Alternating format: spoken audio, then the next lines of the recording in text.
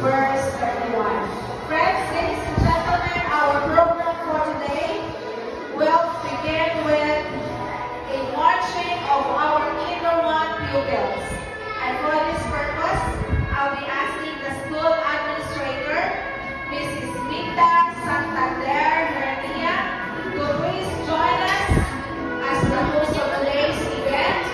Here at the front, let's give our welcome applause to our school administrator, Mrs. Minda Santander Hernia. Palakpakan po natin. Maraming salamat. And of course, she's followed by our school, our teachers, our school staff. Let me please present to you Ma'am Cheryl Hernia Elevado, our K1 teacher, and of course, our first aid teacher, and of course, Ma'am Martel Dihan, our Kinder 1 teacher. And these school staff are generally bounded with the call to help kids know, learn, and understand basic of elementary education, preschool education that will prepare them for the future. And so, friends, we will have the marching of our Kinder 1 pupils. They will be hosted by their parents together with them.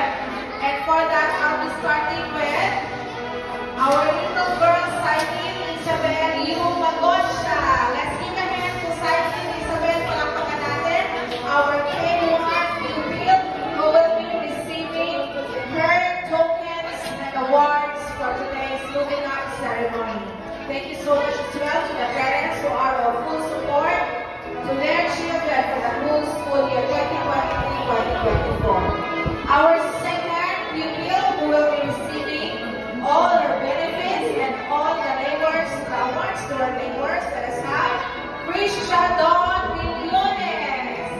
And she'll be accompanied by her grandmother. Palakpakan natin si Krisha Dawn. Ayan, hello Dawn. And of course, our third K1 pupil, we have Iris Mayara Archiva. Hello Iris Mayara Archiva, and she's accompanied by her beloved father. We are so happy and we feel as proud as the parents today as we see our kids march to the front for their moving up recognition day. Let us have our fourth little pupil, Azir Wenzo Dre Ana. Ayan, si Azir. Hello!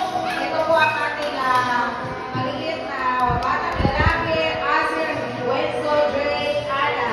Ayan, and he is accompanied, of course, by his mother. We will have another little boy, Prince Marcelo Aragon. Hello, Prince Marcelo. And this little boy is accompanied by his mother as well. Naku, nakakatuwa.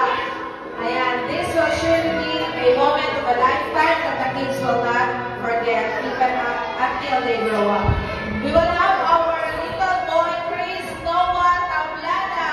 Ayan, our little boy, Chris Noah Tablada is being accompanied by her mother. Pwede po palakpakan natin ang ating mga bata at kanilang mga parents. Ayan. And then we will have Garis Jace Avenier. Hello! Ayan ang ating maliit na boy. Ito baby Garis Jace Avenier. And he's accompanied by his father. And of course, we have our little boy, Christopher Thurley, the third Hernia. And he's accompanied